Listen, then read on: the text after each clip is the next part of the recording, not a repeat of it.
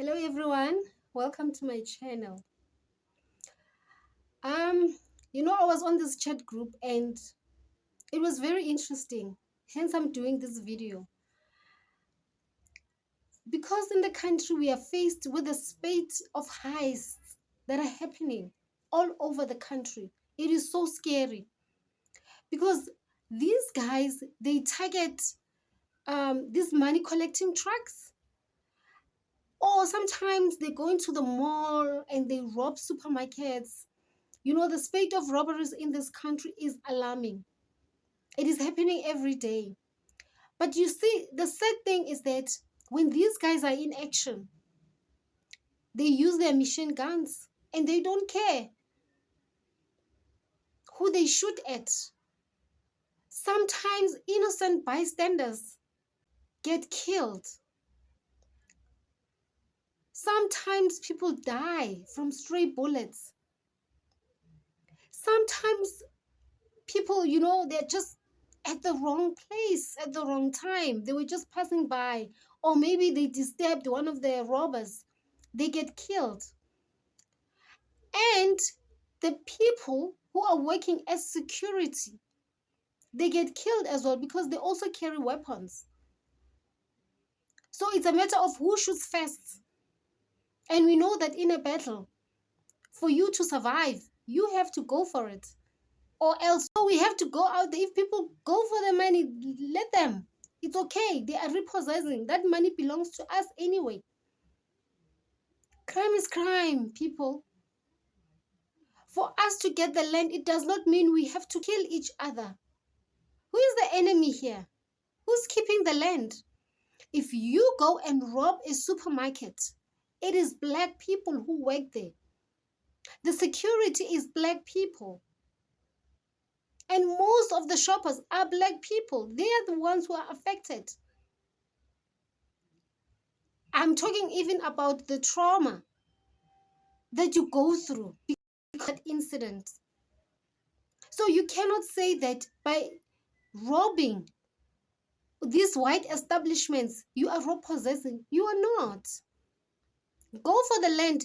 Go to the people who are keeping the land, those who own the mines, those who have the farms. And this is not the right way to go about it. Killing each other is not repossession. I understand people are angry. Misdirected or misguided anger is very dangerous because you take it out on the wrong people. If you say white people have stolen the land, then go to them and take that land by force. You can't be traumatizing your own people in the name of repossession. So that is why it is important for us to heal as a people. We know the effects of colonization, white supremacy, apartheid did on us. We have to reverse things by talking about what actually happened, the impact on our psyche, on our emotions.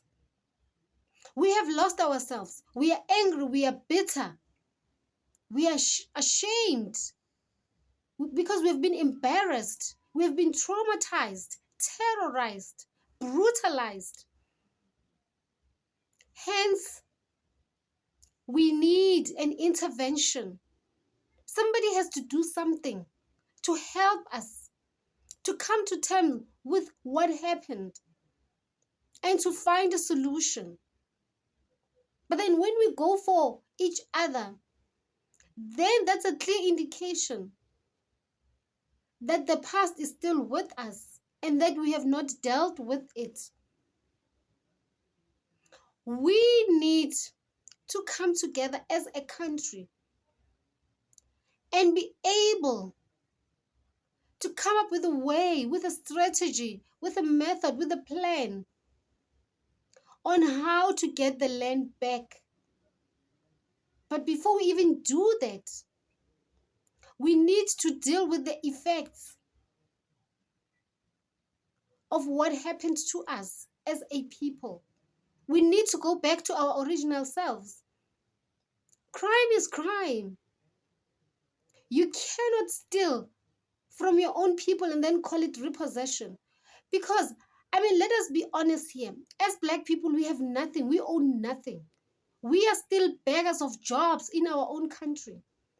So if you go and rob a supermarket, then that means people are going to lose jobs. And what is going to be the alternative when we own nothing? So we need to think in a broader way about this. So we cannot just go around carrying machine guns, terrorizing and traumatizing our own people. A lot of people went to jail.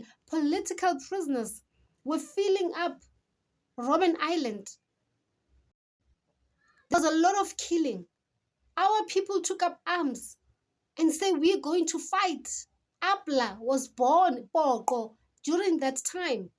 When Robert Sobukwe said to the PAC, you are willing to go to jail for this country. Now it's time for you to kill for this country.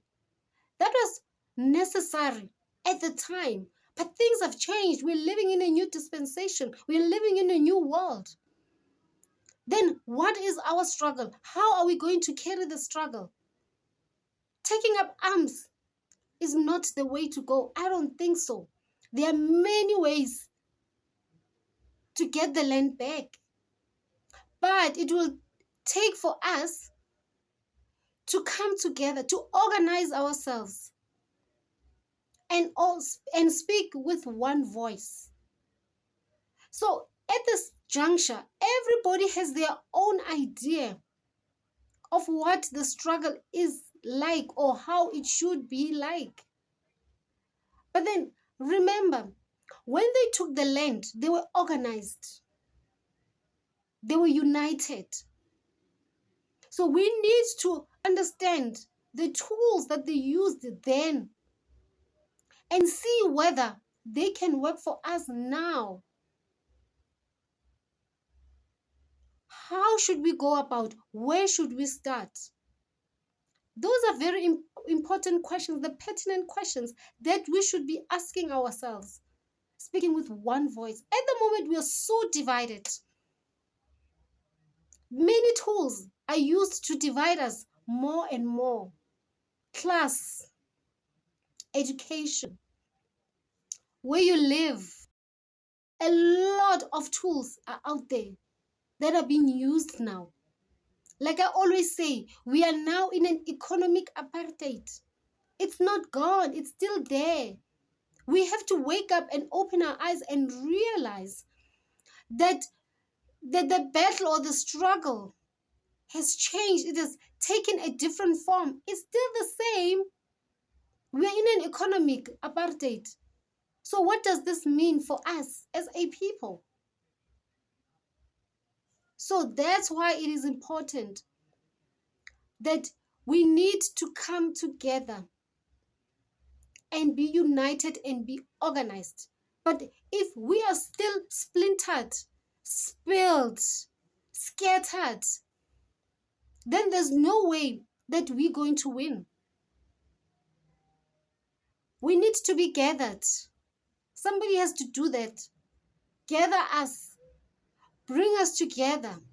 We need a glue that will make us stick to one another like gum under your shoe. But as long as we have not done that, let's not talk about repossession.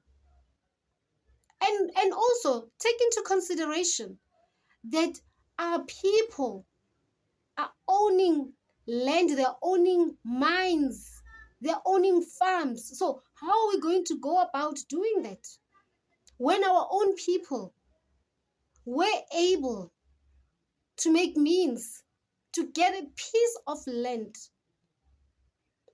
Like I said before, land is not just, the fence around your house, around your property, or around your farm. Land is what is underneath the land, that is the minerals. What grows on the land, that is the plants, all the plants, the trees, the flowers. What walks on the ground, the animals and people, what is above ground, the air, the sun, the stars, the moon, what divides the land, the waters, which is the oceans and the rivers and the fish in it. That is land. So land is everything. Land is life. So you cannot say because I have what grows on the land, then I have the land. No, you must have all these things. That is land. That is life. That is everything. Imagine all the plants growing and there's no sun. There's no water to water those plants. It doesn't work that way.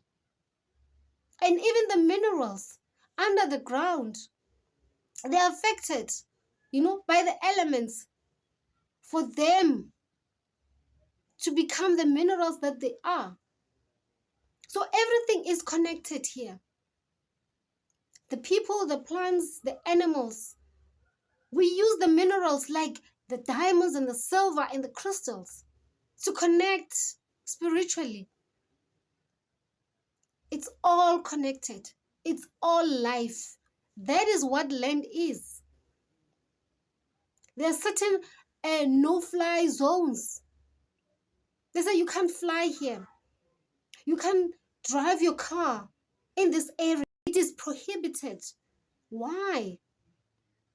It's because they own the land and they choose for you where you can live, what you should know, what you should see. They choose because they own the land. Hence, I am saying, if we're still individualistic, we will never get the land.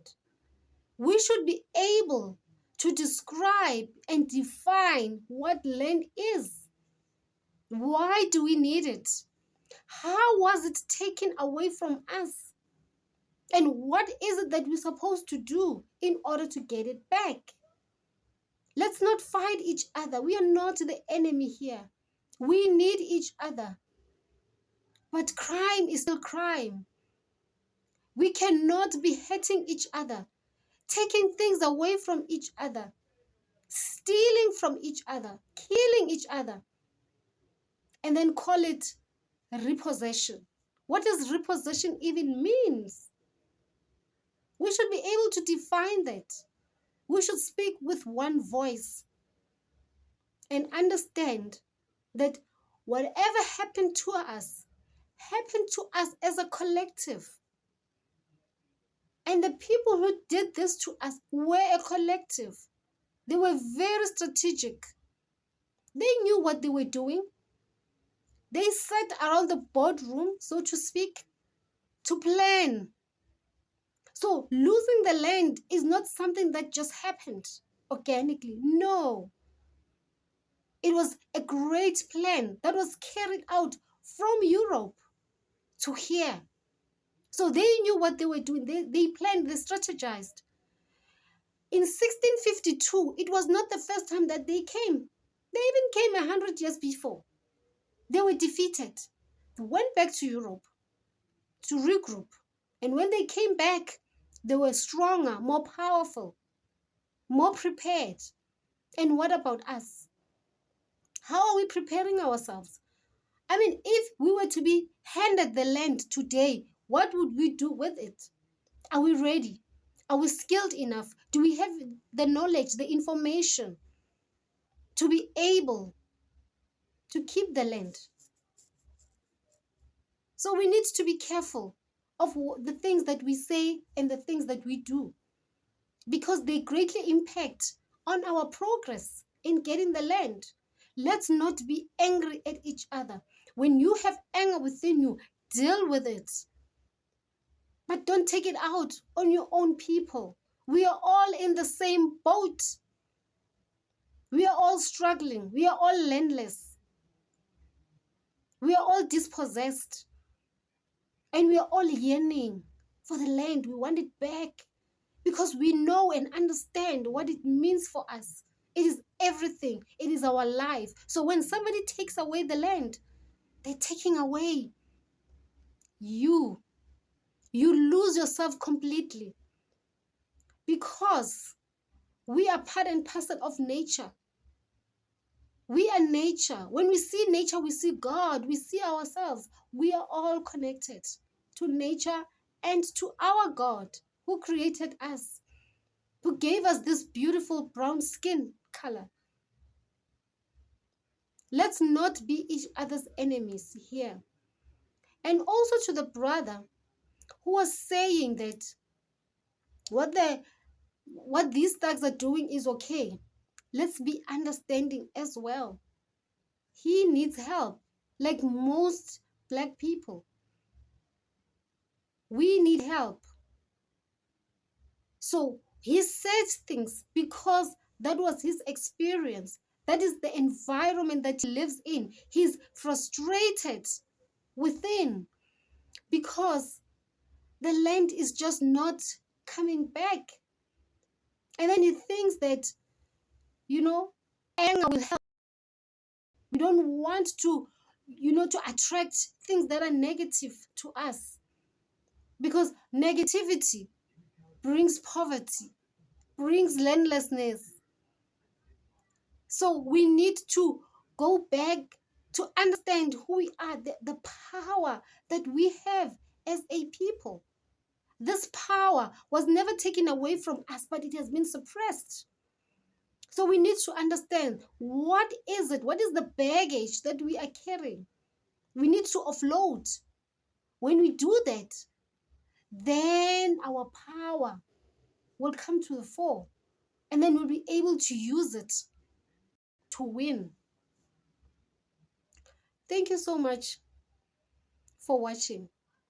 And please, if you really enjoyed this video, hit the like button. I will catch you in the next video.